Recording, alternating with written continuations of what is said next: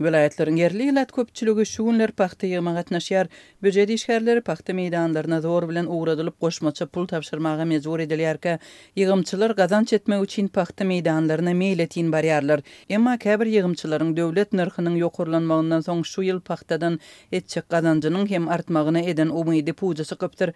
Ýygymçylaryň tapşyran paxtasynyň tölegleriniň daşynda dawaly ýagdaýlar Balkanda we Livapda ýüze çykypdyr. Livap vilayetinde ýygylýan paxtanyň 1 kilogramyny ýan zähmet haky öňkü ýyla seredilende 2 hisse galdyrlypdyr. Türkmenabadyň şäher häkimligindäki çeşmäniň maglumatyna görä bu ýyl paxta ýygýanlara ýygylan 1 kilogram paxta üçin 50 teňe däl eýsem 1 manatdan tölenip başlanypdyr. Emma käbir ýygymçylar paxta meýdanlarynda ýygan paxtasyny tapşyranlarynda girdejisiniň garaşandan az çykandygyny gürrüň berdiler. Hakyna tutma ýygymçy bolup gazanç edýän Livaply denan paxtanyň narhynyň artdyrylandygyna, begenenligini, emma tapşyran paxtasynyň bir böleginiň hasaplanmandygyny gürrüň berdi. Şu ýyl kilogramyna 1 manat tölenjek diýildi. Men adatça her gedek 80-100 kilogram palta ýygyp bilýärin. Men hakyny tutma işgär hökmünde hem hepdesine 30 manat alýaryn.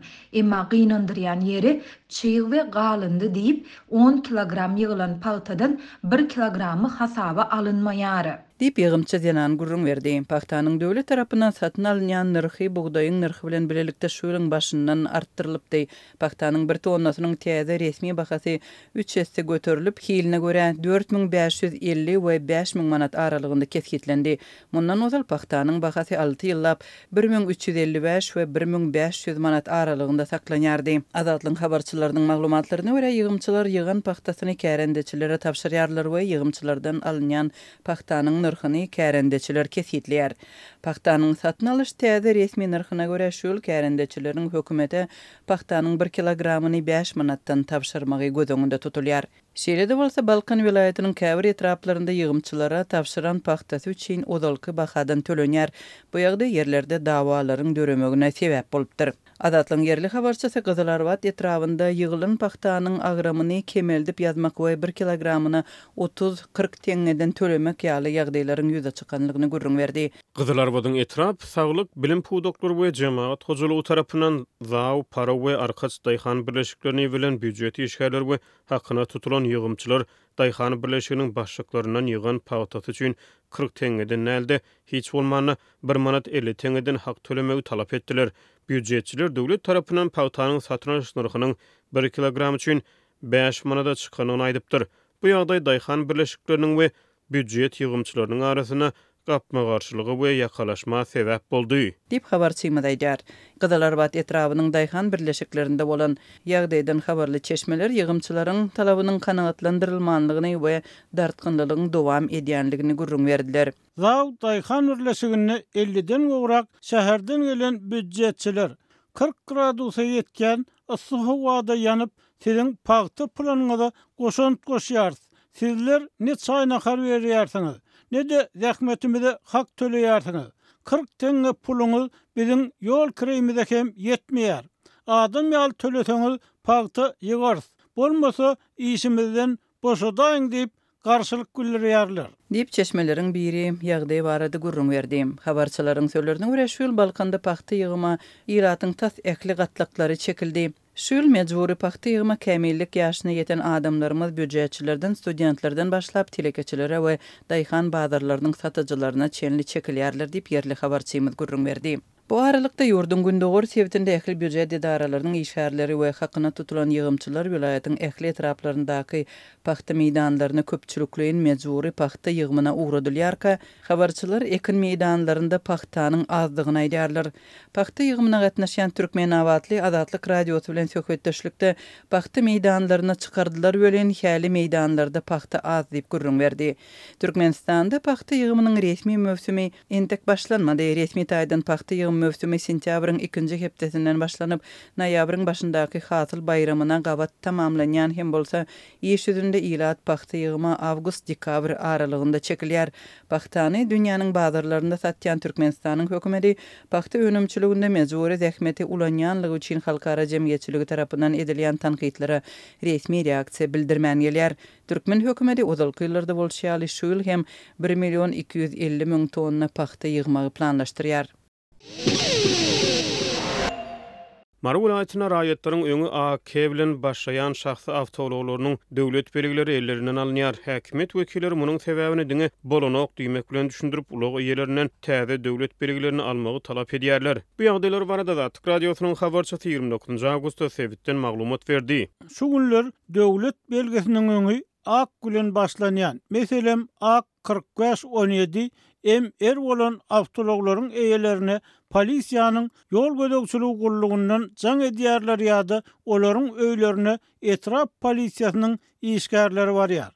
Kätede olar ýol polisiýasy tarapyndan saklanýar. Diýip ýagdaýlardan habarly marly sürücü anonimlik şertini aýtdy. Onuň tasdiklamagyna görä polisiýa işgärleriniň ählisi bu uluglaryň eýelerine döwlet belgilerini ýa-da tawsyrmaldyklaryny aýdyp olary destine goparyp alýarlar. Polisiýa wekilleri munyň sebäbini düşündirmeýärler, olar diňe bolanok çalışmaly diýärler. Diýip başga bir ulag ýet anonimlik şertine gurrun berdi. Azatlygyň sebitin kanun goraýjy idarasyna kanamdar çeşmesi bu çäräniň Akrenk ýa-da Ak şäherim Aşgabat propagandasy bilen baglanşyk kyldygyny aýdýar. Bize paýtagtdan gelen habarda öňe ak bolan döwlet belgileriniň diňe Aşgabatda dakylmalydygy aýdyldy. Hamana Ak şäherim Aşgabat diýilip bahana edildi. Diýip Çeşmämet gurrun berdi. Türkmenistana döwlet derejesine Akrenkiň propagandasy dowam edýär. Bu propaganda hususan paýtagtda has güýçlü defkine göze ilýär. Aşgabatda ähli binalar Akrenkde gurulýar we odoldan bar bolan binalar Akrenke boýulýar ýa-da mermere çalymdaş ak plitalar bilen örtülýär. 7 ýyldan gowrak wagt bäri ýurtda diňe ak we açyk renkli awtologlaryň hereket etmeni ruhsat berilýär. Şeýle häkimetler ýylda bir gezek Ak şäherim Aşgabat adly köp ugurly halkara tergini hem gurnaýarlar. Akrenk propagandasyny häkimetler tarapyndan açaçan düşündürüş berilmeýär. Bu aralykda marly sürüjüler täze döwlet belgesini almak üçin ýüzlerçe manat çykdyj etmeli bolýanlyklaryny aýdyp raýatlaryň şahsy ulugyny degişi nobatdaky çäklendirmäni häkimetleriň ilatyň hasabyna gaznany dolmak tagallarlary häsiýetlendirýärler.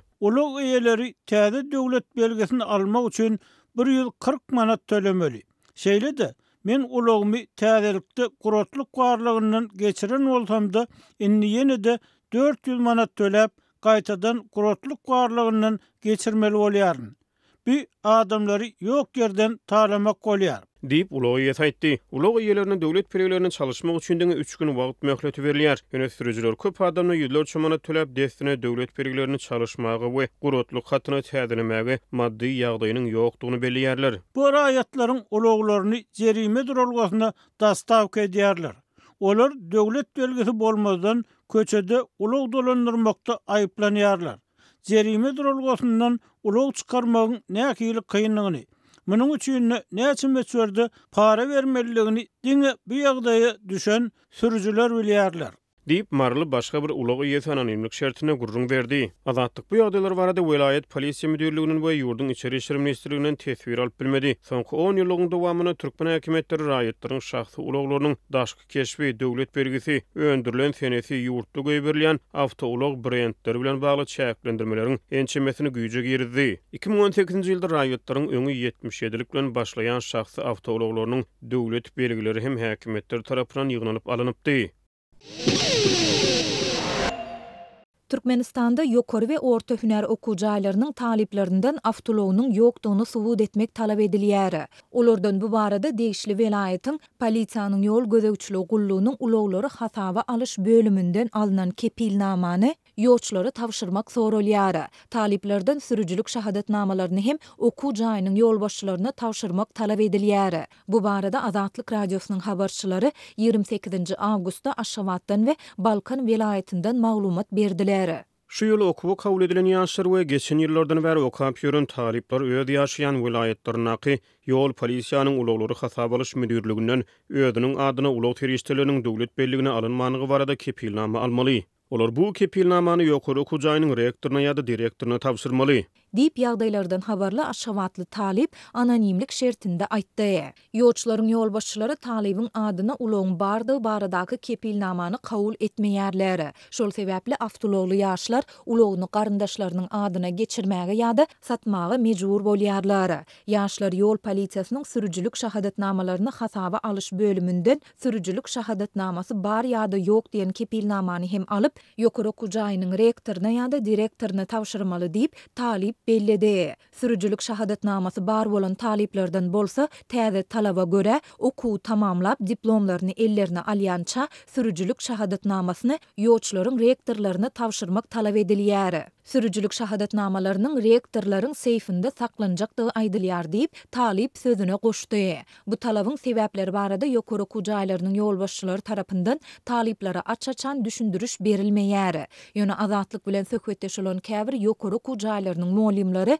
munyň geçen okuw ýylynyň dowamında paýtagtyň uniwersitetlerinden biriniň talibiniň ulogyny 2 ýol polisiýasynyň üstüne sürüp, olaryň ölümine sebäp bolmagy bilen baglanyşyklydygyny aýdýarlar. Şondan soňra talibiň okuyan uniwersitetiniň rektoryny wezipesinden boşatdylar. İçeri işler ministrligi bolsa taliplerde ulogyň düýbinden bolmaly däldigi, hatda olaryň sürücülük şahadatnamalarynyň hem ellerinden alınmalydygy barada görkezme berdi diýip aşgabatly muallim anonimlik şertinde gurrun berdi. Azatlyk bu ýagdaýlar barada ýurduň bilim we içeri işler ministrliklerinden tesvir alyp bilmedi. Bu talaplar barada ministrlikleriň resmi web saytlarynda hem haýsydyr bir maglumat göze ilmeýär. Bu aralykda talaplar bilen bagly Balkanawadyň polisiýanyň ýol gözegçiligi gullugynyň edarasynda talipleriň uly nowatlary emele geldi. Talipleriň ençemesi bu ýerdäki resmiýetiň özlerinden para almak üçin emeli päsgelçilikleri döredýändigini belleýär.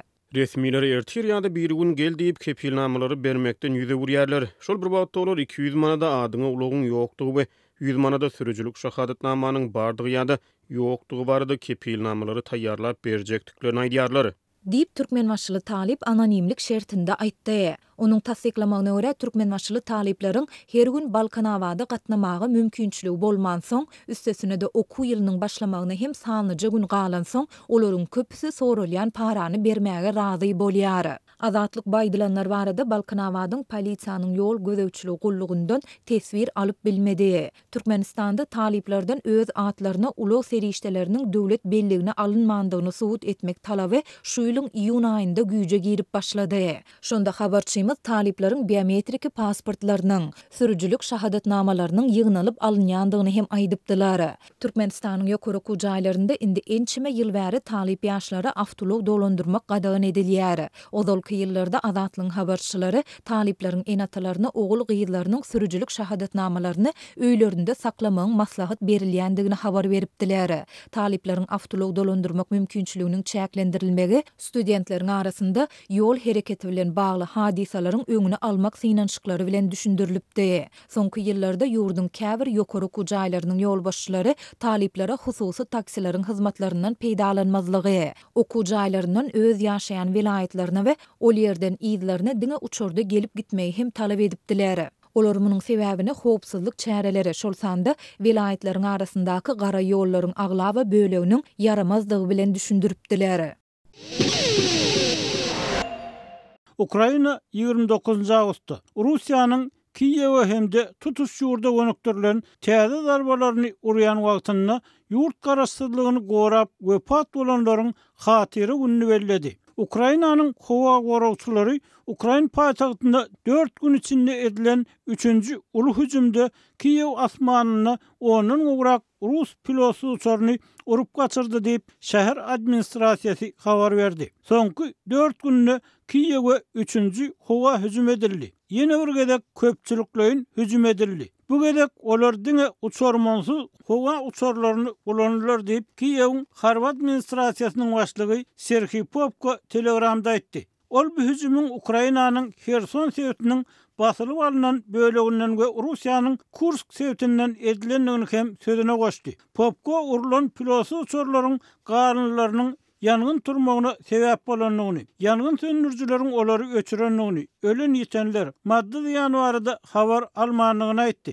Ukrainanyň howa güýçleri 29 Agustda ýurt şäherine Russiýanyň 2 raketasynyň 60 pilotsy uçarynyň urulanlygyny aýtdy. Ukraina edilen soňky hüjümler Russiýanyň ýurduň 2 şehrinde, Donetskde we Zaporizhýada adından 9 adamy öldüren hüjümleriniň bir gün soňundan Ukrainanyň ýurt goragçylaryny ýatlayan hatyry gününe edildi. Hatyry güni Donetsk şehrindäki Ilovaisk söwüşiniň 10 ýyllygyna gawatlanyp geçirildi. 2014-nji ýylyň 24 Agustynda Rus goşunlary Rus harbylarynyň şäherden çekilmegi parahatçylykly boljagyny kepillendirendigine garamazdan daşyk awalan şäherden çykyp başlan Ukraina eskerlerinin ýüzler çösüni atyp öldürdi. Ukrainanyň ýaragly güýçleriniň baş serkerdesi general Aleksandr Sirski bu hatyra gününiň öz sözleri bilen aýdylanyna Rus agressiýasynyň haýynliginiň hemişelik duýduruşy bolup hyzmat etjekdigini aýtdy.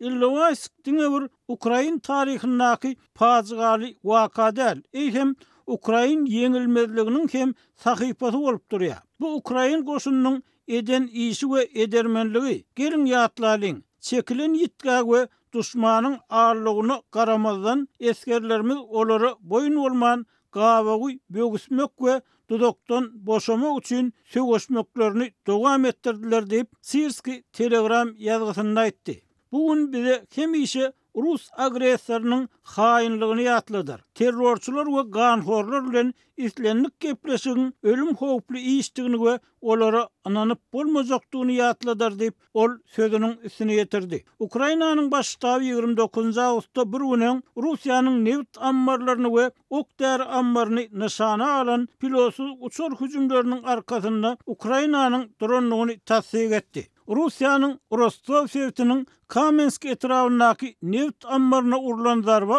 harby güýçleriň ýörüýti operasiýa bölümleri tarapyndan Goranmak ministrliginiň baş aňtaw müdirligi Ukrainanyň goranmak güýçleriniň beýleki bölümleri bilen bilelikde amala aşyryldy diýip beýanatda aýdylýar.